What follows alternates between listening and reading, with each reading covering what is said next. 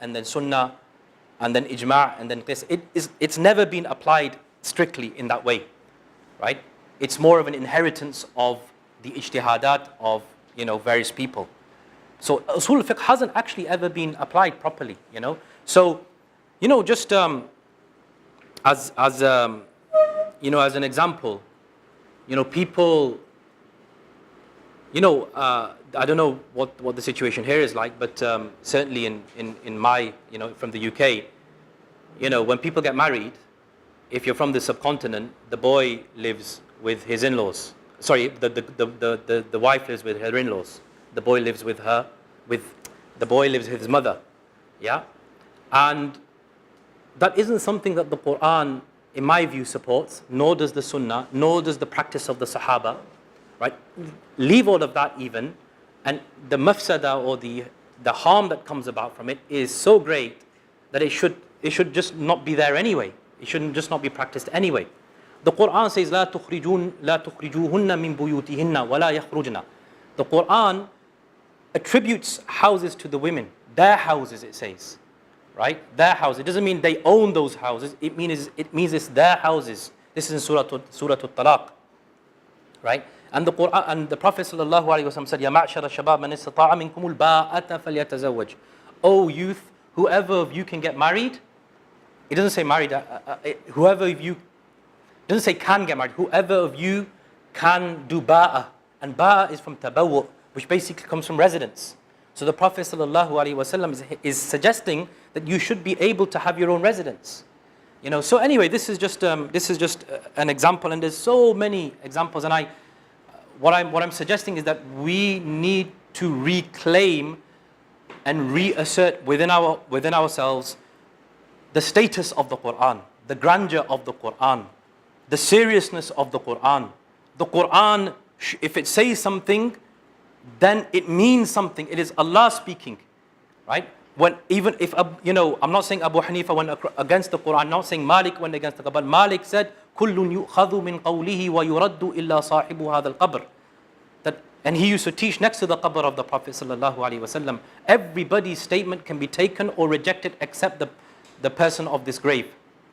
I mean the Prophet sallallahu, and the Prophet sallallahu is he's the explainer of the Quran. So anyway, I wanted to. This was some. I was going to expand on this a bit yesterday, but I thought I'd mention just briefly here.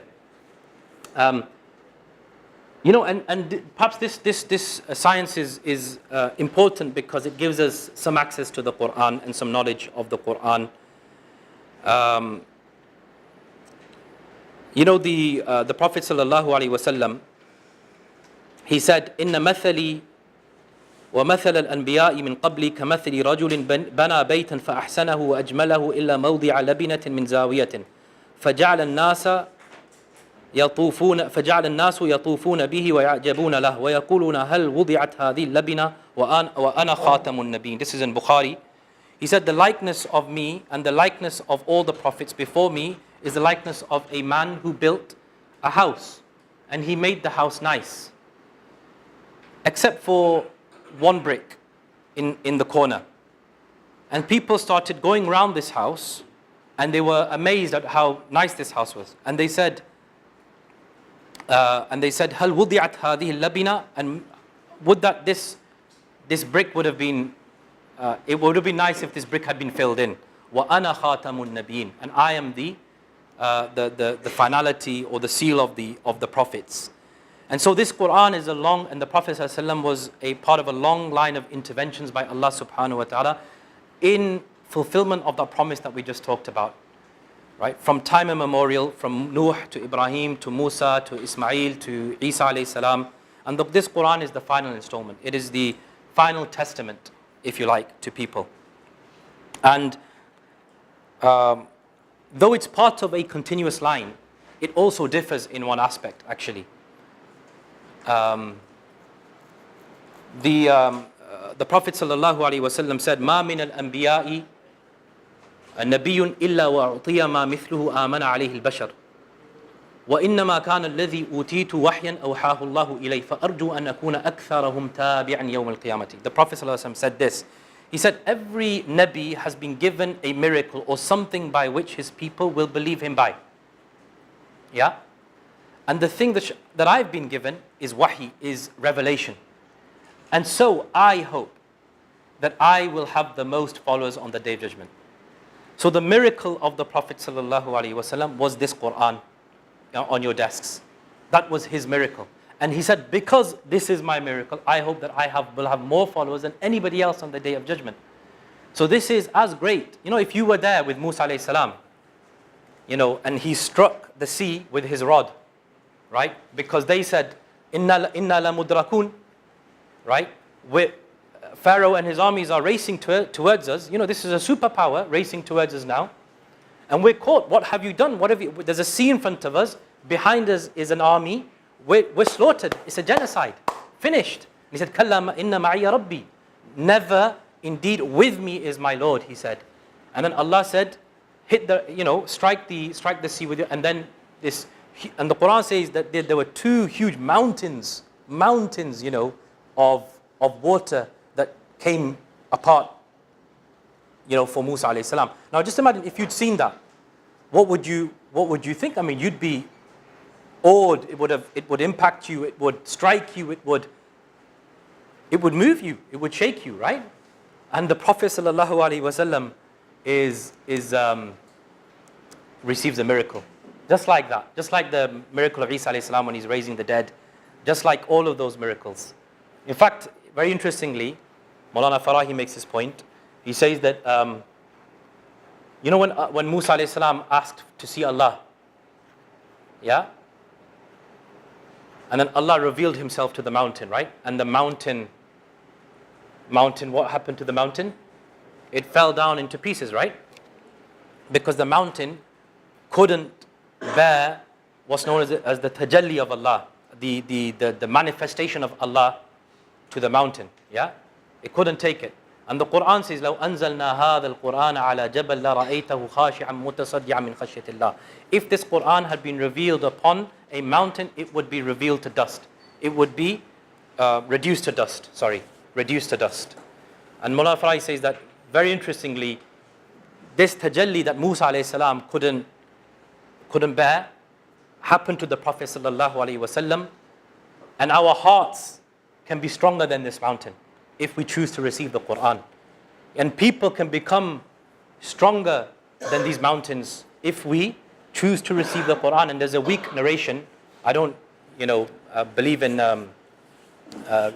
mentioning weak narrations, but I will this time, I suppose, because it's in the Musnad of Imam Ahmad, because there's to the effect that the human being is stronger than the mountains and the winds, than when he, when he does ubudiyah of Allah, when he, obeys Allah subhanahu wa ta'ala, or she obeys Allah subhanahu wa ta'ala. Anyway, so this was a small introduction to the Quran, the importance of the Quran, what is the Quran, and the nature of the Quran, which I think it's good for all of us to know. I would like to come on to now one of the things that we study in, I've not put it, here it is, yeah. One of the things that we study in Ulum al-Quran, which is basically the history of the compilation of the Quran. So, the Quran, it started, we discussed yesterday how it started, right? There were 5 verses that came down. اقرأ باسم ربك الذي خلق خلق الإنسان من علق اقرأ وربك الأكرم, right? These 5 verses came down, and this was the genesis of the Quran. This was the start of the Quran, and this was the Quran at that time. And what happened over how many years was the Quran revealed over? 23, right? Over these years, the Quran is coming down piecemeal, right? So the question is, how is it brought together? Given that it's revealed over 23 years, given that the Prophet ﷺ and his qawm are generally ummi, they are illiterate, and that this Quran is revealed as speech. It's not been revealed as a book, as the al-Wahy or the 10 Commandments were given to Musa alayhi salam. So the question is, what was this history? How has the Quran arrived in this form in this form, the Arabic, how has it arrived with us today, given all of that history? And there's a number of stages that the Quran passes through in terms of its compilation, right? So I'm not talking about history of revelation, right? That's another subject. The chronology of revelation, the history of revelation, how the revelation came about, when it did and when it didn't. This is a separate topic, right? But certainly the Quran was a dynamic book, right? It was commenting on events. It was interacting with people's comments.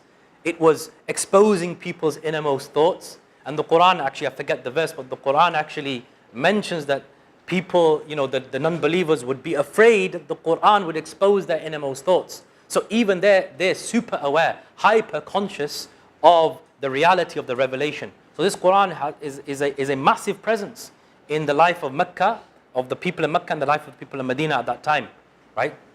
Because it's just on that point, can anyone think of any examples where the Quran responds to an event at the time of the Prophet sallallahu alaihi wasallam? Yeah.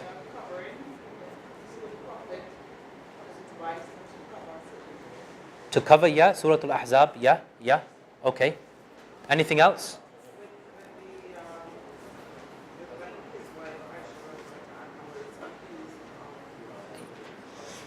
Yes. Of zina, yes. There was a slander against Aisha radiallahu anha, and that was known as Hadithatul Ifk.